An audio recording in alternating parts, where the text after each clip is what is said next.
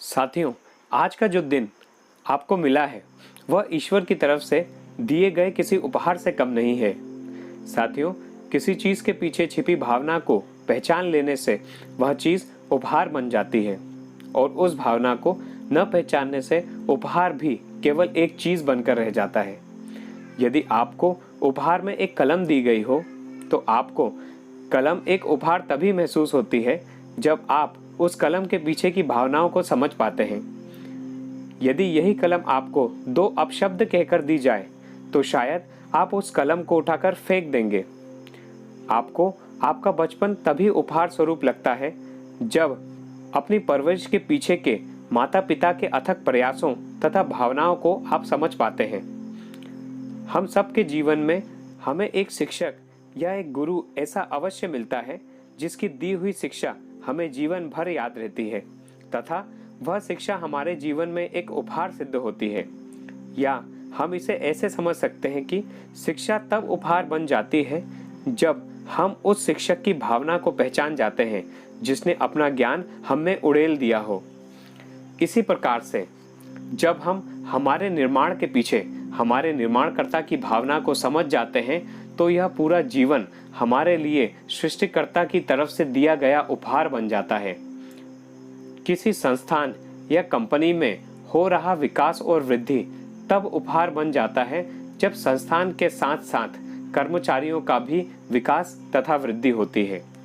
यदि आप गौर करें तो उपहार जैसी कोई चीज़ नहीं होती, बल्कि उपहार तो एक दृष्टिकोण होता है, उस चीज़ के पीछे छुपी भावना पर ध्यान देने का।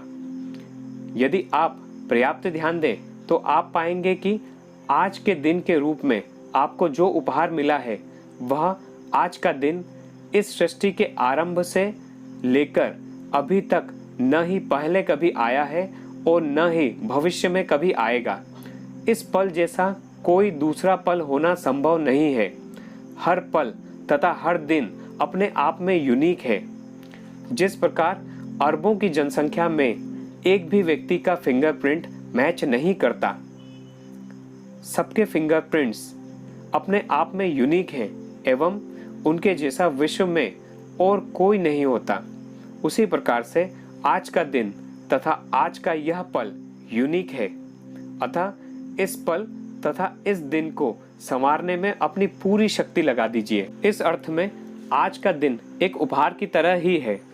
जिस प्रकार हर उपहार किसी न किसी स्रोत से आता है, उसी तरह आज रूपी बहुमूल्य उपहार भी आपको या तो ईश्वर की तरफ से भेंट में मिला है या इसका यह अर्थ है कि आप अपना पिछला दिन जी चुके हैं। कल जितने भी व्यक्ति सोए थे उनमें से हर व्यक्ति आज सुबह जाग नहीं सका है, किंतु आप जागे हैं।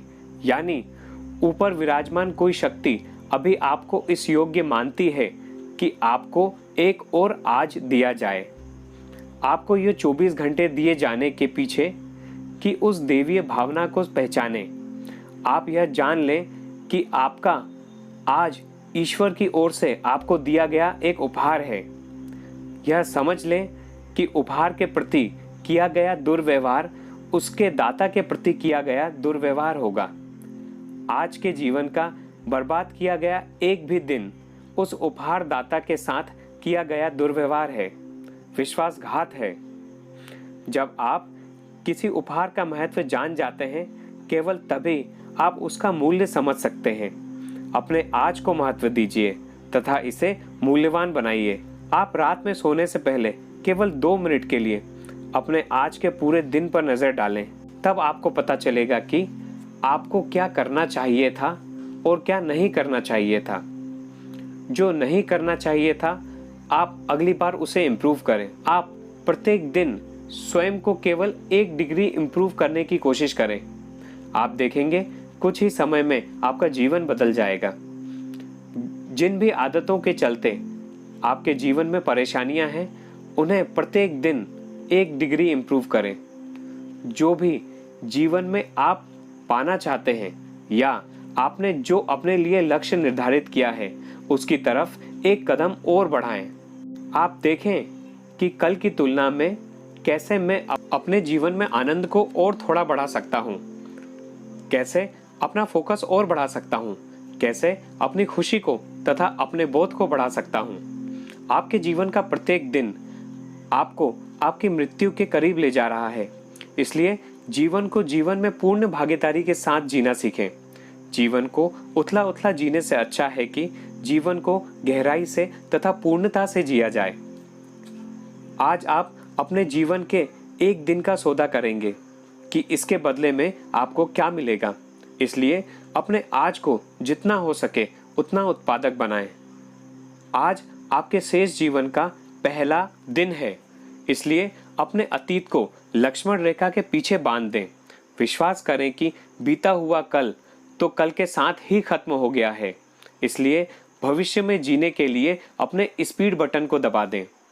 आज का दिन न तो आपके अतीत के दोषों में रुचि रखता है और न ही भविष्य की अनिश्चितताओं से विचलित होता है।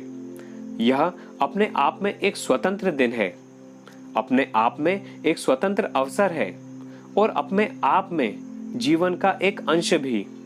इसलिए आप अपने प्रत्येक आज का ख्याल रखें।